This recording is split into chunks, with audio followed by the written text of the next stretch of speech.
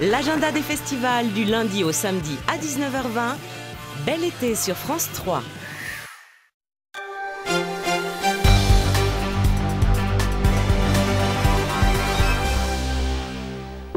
Bonjour à tous, bienvenue dans les Alpes. Tout de suite, les titres de votre journal.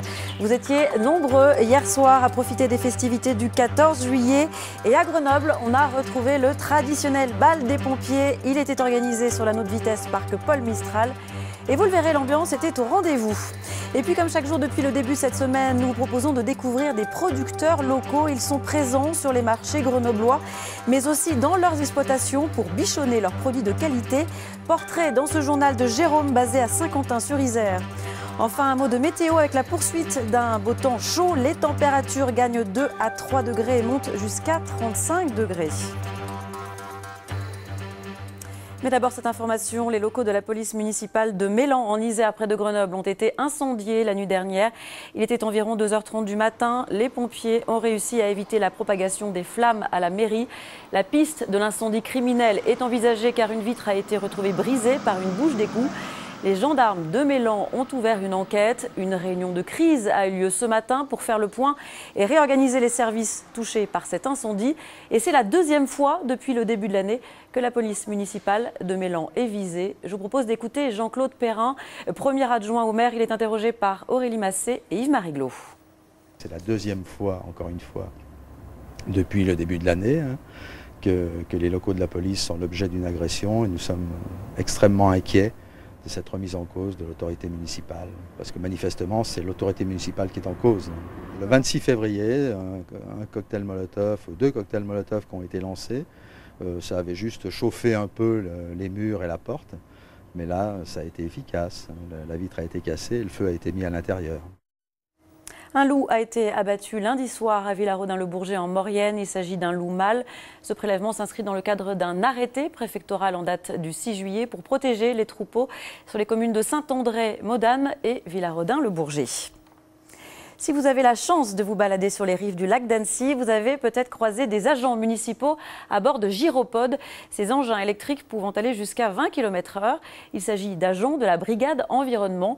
Ce nouveau mode de déplacement facilite leur mission, faire appliquer un règlement peu connu des touristes. Marion Feutry, Christian Mathieu. Perchés sur leur gyropode, ils arpentent les rives du lac d'Annecy à longueur de journée. Mais la promenade n'a rien de touristique, la brigade environnement est en patrouille. Messieurs, dames, bonjour. La brigade environnement, je vais vous demander de remettre un maillot, monsieur. Vous êtes dans un parc qui est réglementé, et pour tenue descente, on n'est pas sur une plage, donc on fait le rappel systématique. Ça réglemente, ça régularise, ça temporise, c'est parfait. Dans les jardins, tenue descente de rigueur, barbecue et consommation d'alcool prohibée. Du haut de leurs engins électriques, les agents traquent les entorses à la réglementation et créent du lien avec la population. Bonjour, tout se passe bien? Ça va. On passe tous les jours, donc on les voit avec les mobile boards, ils nous demandent si tout se passe bien, et puis si jamais on a un problème, on peut leur demander, ils interviennent et voilà, tout simplement. Et le quotidien de cette brigade estivale a changé il y a 1 an, avec l'arrivée de ces gyropodes, capables de rouler jusqu'à 20 km/h. Et disons que c'est un moyen de déplacement rapide puisqu'on couvre quand même 3 km de surface depuis le parc Charles-Bosson jusqu'à Colmire. C'est un moyen écologique et c'est un moyen de contact qui est vraiment très convivial vis-à-vis de la population. Chaque jour, des dizaines de rappels à l'ordre. Une mission d'information avant tout, voire de sanctions en cas d'infraction répétée. Ça peut aller jusqu'au procès verbal, effectivement, parce que ces arrêtés municipaux, c'est une infraction. Donc ça peut aller jusqu'à une amende de 17 €. Mais c'est assez théorique, puisqu'on est vraiment dans la pédagogie, dans l'explication. On n'est pas dans la verbalisation. Même si elles ont tout d'un paradis pour les touristes, les grandes pelouses ombragées d'Annecy ont leur règlement. La brigade environnement circulera jusqu'à fin août pour le rappeler. Beaucoup de monde hier soir au parc Paul Mistral à Grenoble pour assister aux festivités du 14 juillet. Cette édition a marqué le grand retour du bal des pompiers après 28 ans d'absence à Grenoble. Au programme, grillade, DJ, feux d'artifice bien sûr et le très attendu striptease des pompiers. Marion Feutry et Jordan Guéant. Ça fait plus d'1 mois et demi qu'on travaille tous ensemble, une vingtaine d'heures passées ensemble. Beaucoup de travail, des niveaux différents au début. Et puis un résultat, je l'espère, le mieux possible. En tout cas, on va tout donner, on est chaud les gars. Allez les gars!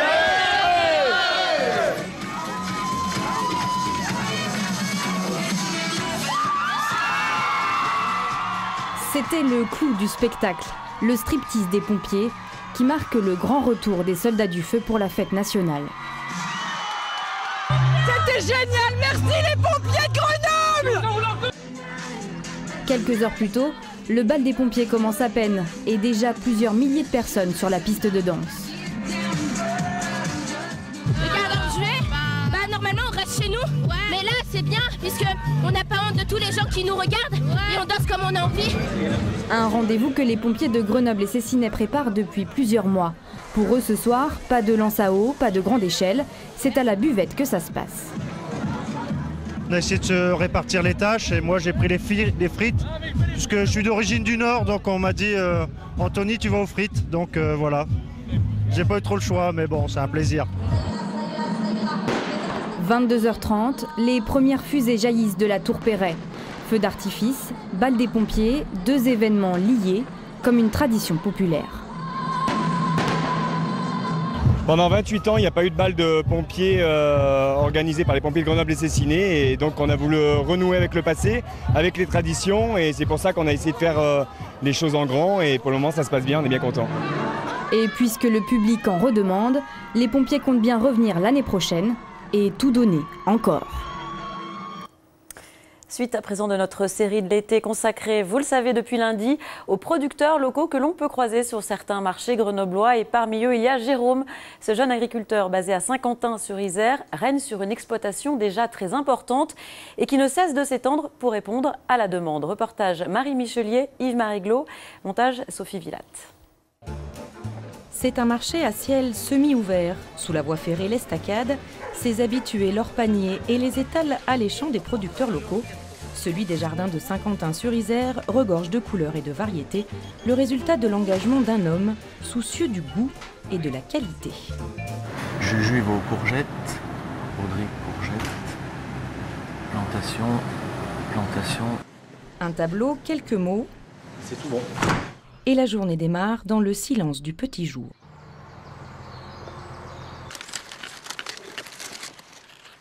À la tête de ce GAEC familial, Jérôme Bouillou, 38 ans, mène les opérations avec la rigueur d'un chef d'orchestre. L'exploitation est vaste. Les 2 hectares de ses parents se sont multipliés près de 25 aujourd'hui. Aux côtés de ce jeune agriculteur, 14 permanents et quelques extras les mois d'été. Moi, je vais commencer à planter. Après, Guigui plantera. Du ramassage à la plantation, le rythme est soutenu pour devancer le soleil et la chaleur. Dis-leur qu'ils en mettent un entre chaque trou aussi. Un œil sur tout le temps, dans le souci du geste bien fait. On avance vite, mais comme je dis à tout le monde ici, ce qui prime d'abord, c'est la qualité du travail, quoi. On ne bâcle rien. Pendant ce temps, dans le hangar, le travail se poursuit. Tiens, Thomas, on fera ça en rouge. Tu mets 10 basiliques, 3 ciboulettes, 10 basiliques et... Gérald, en super gestionnaire de l'exploitation, assure la préparation pour les 6 marchés. Donc ça, c'est la pile de salade pour le marché de demain, de l'Estacade. Et pour les 3 magasins à livrer chaque matin, sur le chemin de l'école.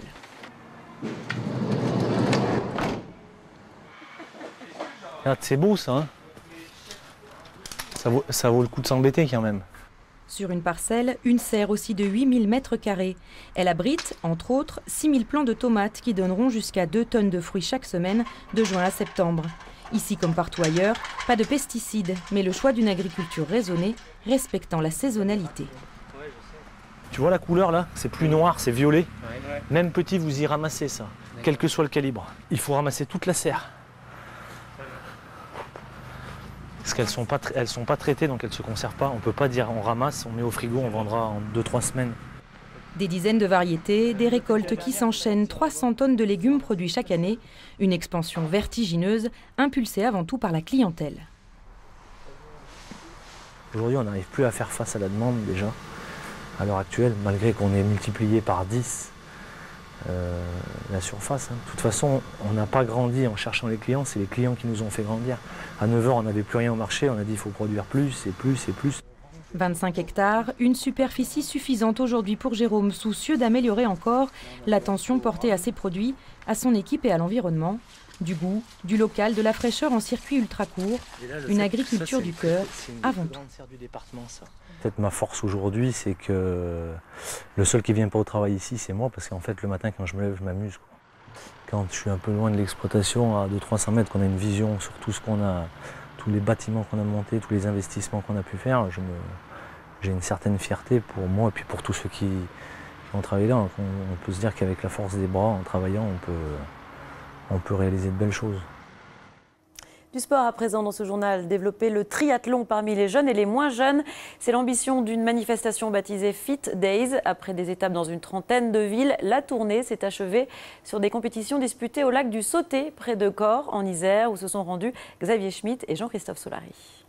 3, 2, 1, partez! Un petit tour dans la fraîcheur du lac pour commencer. La natation est la première épreuve du triathlon. Les distances sont adaptées à l'âge des concurrents. Ici, pour la catégorie des 9 ans, il faut nager sur 60 mètres. Moi, j'aime bien les 3 disciplines, mais la natation, c'est quand même mieux. Allez Camille, c'est super! Pas de temps à perdre. Il faut enchaîner les 2 autres épreuves, 1 km à vélo et 600 mètres de course à pied. La compétition réunit 150 enfants sélectionnés dans toute la France. Les parents plébiscitent ce sport nature. Ils se partagent en famille et il est très ludique. En fait, quand ils s'entraînent, ils n'ont jamais l'impression de faire la même chose. Donc en fonction de la météo, on s'entraîne en telle ou telle discipline et ça c'est génial. Pratiqué en France depuis 1981, le triathlon compte aujourd'hui 45 000 licenciés. La fédération encourage l'essor de ce sport olympique dès le plus jeune âge. Bravo Camille. C'est très important de les faire, de les mettre dans le bain d'une façon chronologique et de la meilleure façon adaptée. Il ne s'agit pas, il faut choisir aussi les distances les mieux adaptées, des courtes distances. Il faut arriver à leur donner du plaisir dans ce sport. Se frotter aux premières courses de triathlon est aussi une école d'endurance. Les champions en herbe méritent déjà bien leur titre de triathlète. Tout de suite, vous avez rendez-vous avec l'édition des initiatives. On se retrouve juste après. C'est toujours le problème du centre de gravité. Un papa ingénieur et un grand-père ancien directeur de lycée agricole comme consultants spéciaux. À l'heure où d'autres ados jouent aux jeux vidéo, Elliot fait de la programmation et invente des robots. Il est le seul Français à avoir été sélectionné par Google pour son concours d'inventeur. Donc botte de carottes, c'est en fait c'est un potager donc, qui est adapté pour justement ce robot, donc, qui lui est donc, le jardinier. Et donc il réalise des tâches donc, comme biner, arroser et puis repiquer aussi. Tout ça sous le contrôle d'un utilisateur qui lui est sur son smartphone en fait.